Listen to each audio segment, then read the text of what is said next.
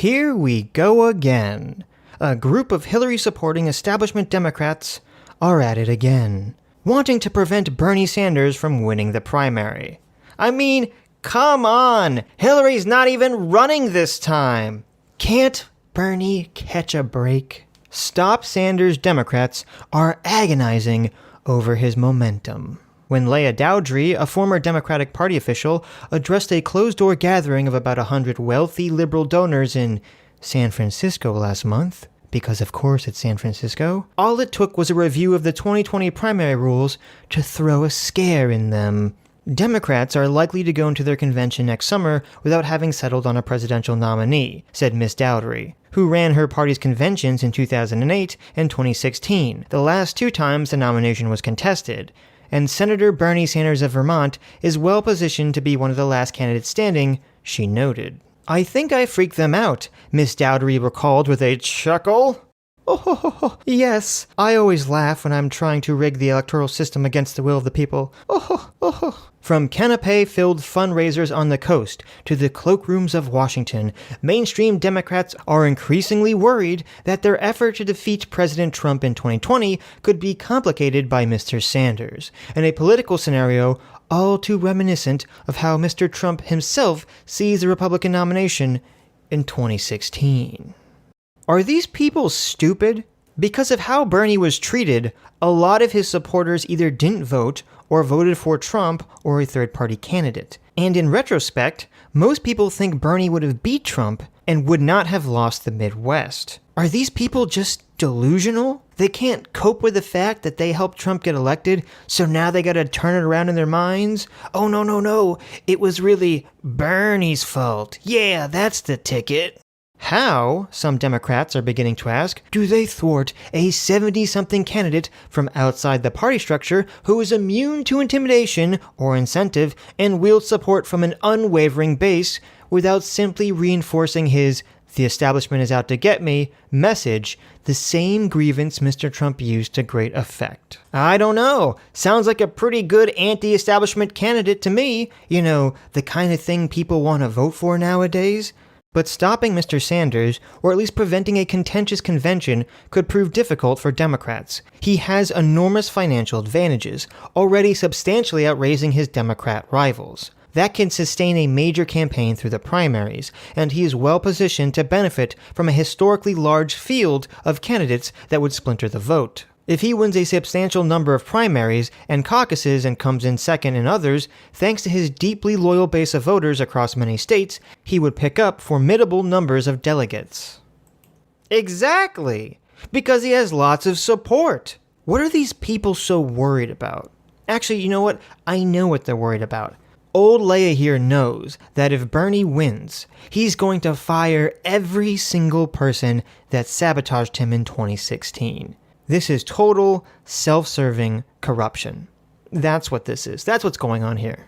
To a not insignificant number of Democrats, of course, Mr. Sanders' populist agenda is exactly what the country needs, and he has proved his mettle, having emerged from the margins to mount a surprisingly strong campaign to Hillary Clinton, earning 13 million votes and capturing 23 primaries or caucuses. His strength on the left gives him a real prospect of winning the Democrat nomination, and could make him competitive for the presidency if his economic justice message resonates in the Midwest as much as Mr. Trump's appeal to hard-edge nationalism did in 2016. Everyone always focuses on the immigration stuff, which, yeah, Trump repeated ad nauseum, but he also ran, surprisingly, as a pro-worker candidate in the Midwest. Remember, he said he was going to tax the hell out of all these companies that shipped their jobs and hid their assets overseas. Now, I don't think he actually went through with any of that, but the message had its appeal, especially in those key states. So yes, obviously Bernie is going to be able to get that same appeal in those same states. The prospect is spooking establishment-aligned Democrats, who don't want to get fired, some of whom are worried that his nomination could lure a third-party centrist into the field, and is also creating tensions about what, if anything, should be done to halt Mr. Sanders. Okay, this shows that these old establishment Democrats don't understand how politics have shifted so quickly in the last couple years. People like Sanders, people like Yang, who you would think of as being far-left liberals because of their economic policies, if they don't come out or at least are perceived as not coming out, in favor of social justice rhetoric, it makes them appear as if they're center candidates over the establishment Democrats who are going to pretend to be woke for the votes. The ego of these people think they can figure out who can beat Trump better than everyone else who's voting, even though that's the literal exact same situation that happened last election in 2016. All these people with their big brains said, oh, we totally have to pick Hillary. She's the only one that can win. She's the only one that can beat Trump. How'd that go last time for you? Some in the party still harbor anger over the 2016 race when he ran against Mrs. Clinton. Oh yes, I know. How dare he? How dare he? Did he not realize that it was her time?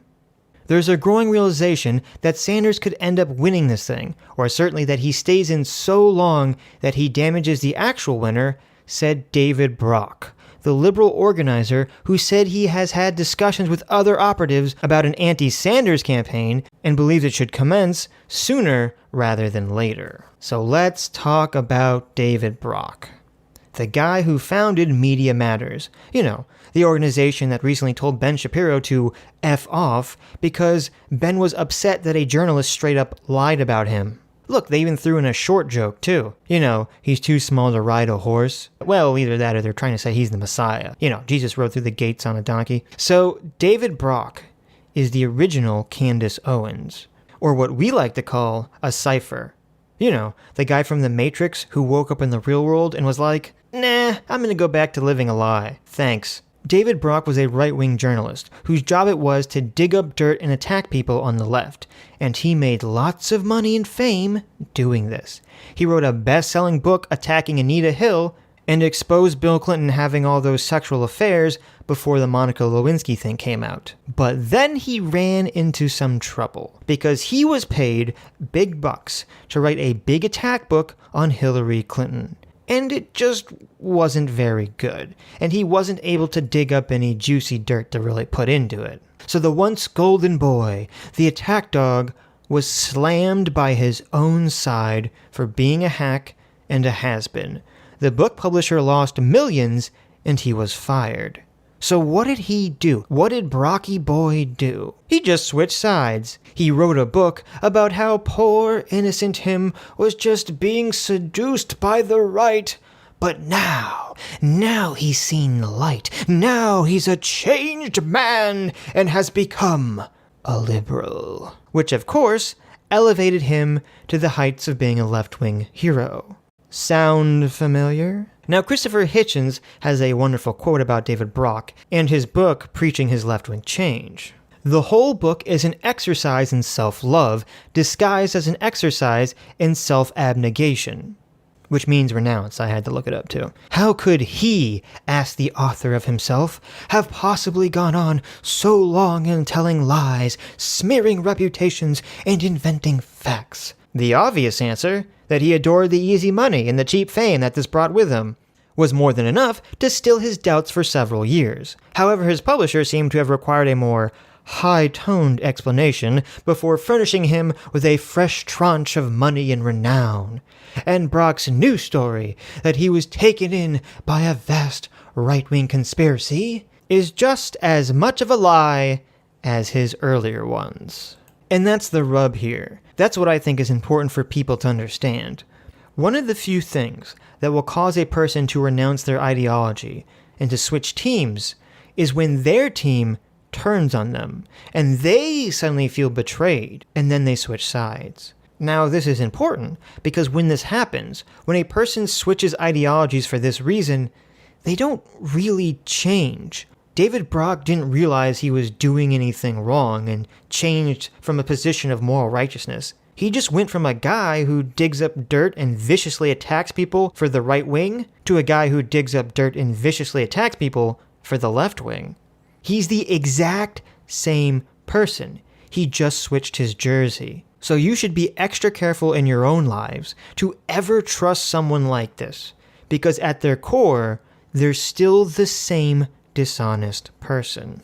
And the ego, the sheer disgusting ego of people like Brock who think that they have the right to say that they're smarter than the American people after it was his organization and people like him that so utterly failed in 2016 by putting all of their money and support behind Hillary.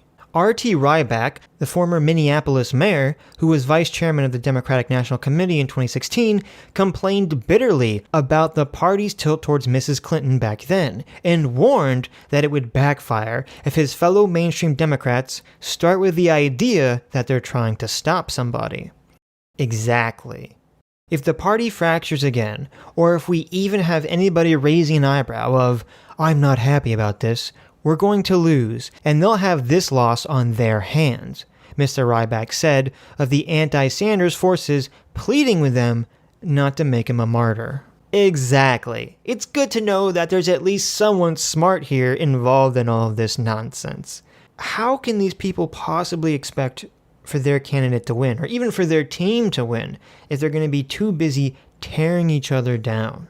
So to David Brock and to Leah Daughtry, I say, you're bad people. Go fix yourself before you try and fix the world. Haven't you read 12 Rules for Life? Come on! Leave Bernie alone!